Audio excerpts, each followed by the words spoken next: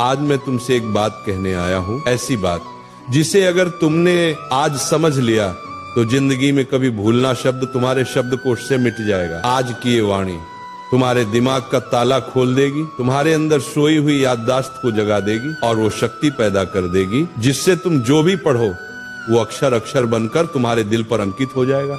दुनिया का हर विद्यार्थी कहता है महाराज जी पढ़ा हुआ याद नहीं रहता, पर मैं कहता हूँ तुम भूलते नहीं हो, तुम समझते नहीं हो उस ज्ञान को। ज्ञान कोई चीज नहीं जो रट ली जाए, ज्ञान तो एक साधना है, एक तप है, एक ध्यान है, और जो इस साधना को समझ गया वो जिंदगी में किसी भी इम्तिहान में हार नहीं सकता, चाहे वो पेपर का हो या जिंदगी का। आज का ये प्रवचन तुम्हारी किताबों का नहीं, तुम्हारे अंदर के विद्यार्थी का पुनर्जन्म है। मैं आज तुम्हें वो 3 रहस्य बताने जा रहा हूँ जिन्हें अगर तुमने आज से अपना लिया तो तुम्हारा दिमाग एक ऐसा शस्त्र बन जाएगा जिससे तुम असंभव को भी संभव कर दोगे। पहला सूत्र, पढ़ते समय शरीर नहीं आत्मा लगाओ। जब तुम पढ़ाई करते हो तो सोचो क्या तुम्हारा मन वही है? किताब सामने है लेकिन मन मोबाइल में, मन किसी विचार में, मन किसी दोस्त में, ऐसे में कैसे याद रहेगा? ध्यान भटक गया, ज्ञान का दरवाजा बंद। जैसे दीपक तभी जलता है जब लौ स्थिर होती है, वैसे ज्ञान भी तभी टिकता है जब मन स्थिर हो। इसलिए जब भी पढ़ने बैठो पहले मन को शांत करो, गहरी सांस लो, अपने भगवान को याद करो, हे प्रभु मुझे एकाग्रता दो। अब किताब खोलो, हर शब्द को ऐसे पढ़ो जैसे वह शब्द नहीं ईश्वर का आशीर्वाद हो।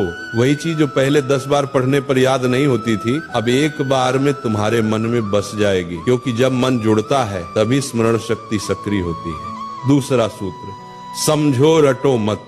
आज के ज्यादातर विद्यार्थी रटकर पढ़ते हैं, पन्ने के पन्ने याद करने की कोशिश करते हैं बिना ये जाने कि उसमें लिखा क्या है। बेटा याद रखो, जो समझता है उसे भूलना मुश्किल है और जो रटता है वो भूलना तय है। समझकर पढ़ाई करने वाला विद्यार्थी सिर्फ किताब का ज्ञान नहीं बल्कि जीवन का ज्ञान पाता है। मान लो तुम्हें कोई टॉपिक पढ़ना है तो उसको चित्र बनाकर समझो, वो कैसे सूरज से गर्म होता है, कैसे बादल बनता है, कैसे बारिश आती है। जब तुम उस विषय को महसूस करने लगोगे तो वो कभी नहीं भूलेगा। ज्ञान को महसूस करो, क्योंकि जो महसूस किया जाता है वो याद नहीं किया जाता, वो बस जाता है।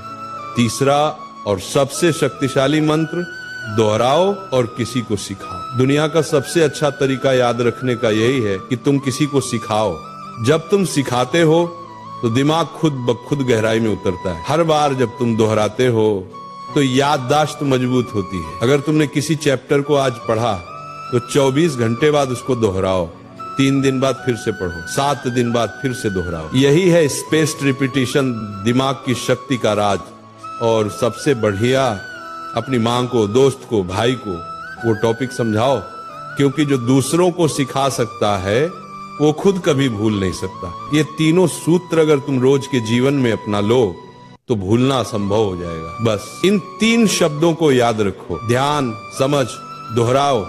जब मन लगेगा याद रहेगा, जब समझकर पढ़ोगे दिमाग में छप जाएगा, जब रोज दोहराओगे ज्ञान आत्मा में बस जाएगा। यही वो 3 ताले की चाबी है जो हर महान विद्यार्थी के पास होती है। स्मरण शक्ति बढ़ाने के गुप्त उपाय, भावनात्मक विस्तार।